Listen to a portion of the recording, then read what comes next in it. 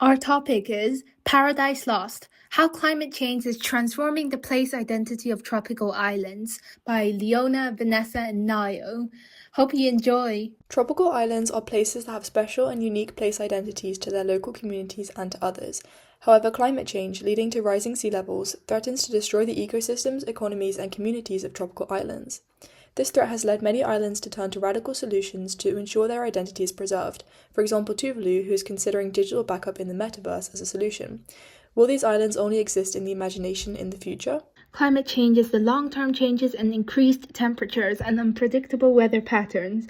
Human activities which are exacerbating the rate of climate change are the burning of fossil fuels, using transport, deforestation, and agricultural practices. So, how exactly does climate change correlate with tropical islands? Firstly, climate change increases the prevalence of tropical cyclones and storm surges. The melting of land-based ice, such as glaciers and icebergs, and the thermal expansion of seawater are leading causes of rising sea levels, and flooding occurs. Climate change also has a devastating impact on the coastal ecosystem. Tropical islands are low-lying and are vulnerable to climate change as they are located right in the ocean. As flooding occurs, indigenous communities are forced to migrate from their homes. Livelihoods are destroyed as many communities rely on agricultural produce, arable farming, and most people are subsistence farmers. Approximately 80% of Pacific Islanders rely on their plantations for survival. Before understanding the challenges Tuvalu faces, it is important to know some of the background information about the country itself. Tuvalu is a small island nation located in the Pacific Ocean, positioned roughly between Australia and Hawaii. Although it is one of the world's smallest countries, its location makes it particularly vulnerable to environmental changes. The name Tuvalu comes from the Tuvalu language and translates to the eight standing together. This refers to the 8 islands that originally inhabited within the archipelago and reflects the country's strong sense of identity and unity. Understanding Tuvalu's location and identity helps explain why preserving the country is about much more than land. It is also about protecting culture, heritage, and national identity. Tuvalu is particularly vulnerable because its land sits, on average, just under 2 meters above sea level. Because of this extremely low elevation, both the population and surrounding environment face a high risk of flooding. Scientists predict that by the year 2100, around 95% of the country could be underwater during high tides. This presents a major threat not only to the homes and infrastructure, but also to the future of the nation itself. Another challenge is the constant flooding of saltwater. Saltwater intrusion contaminates farmland and groundwater, making it difficult to grow crops and access fresh water.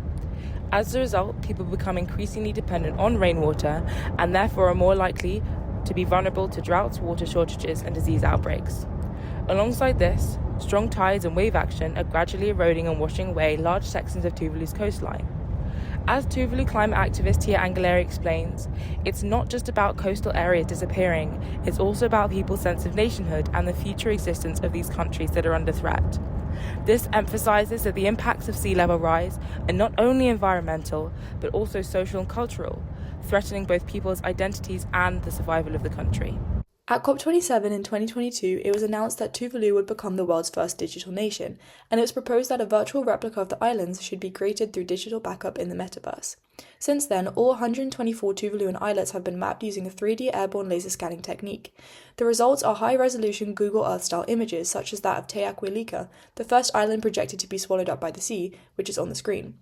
Additionally, a digital archive of treasured possessions and culturally significant memories is being compiled and curated by locals. This means that if and when the islands become fully submerged, Tuvaluans can connect with one another and consequently celebrate and retain their identity for generations to come. Interestingly, there is some irony in this solution, as cloud technologies currently constitute 3.5% of global greenhouse gas emissions, and this number is only expected to rise as the world becomes more digitally advanced, reaching 40% by 2040. If all of Tuvalu's residents go online, it is unlikely to cause significant global repercussions, as the island's population is only just over 9,000 people.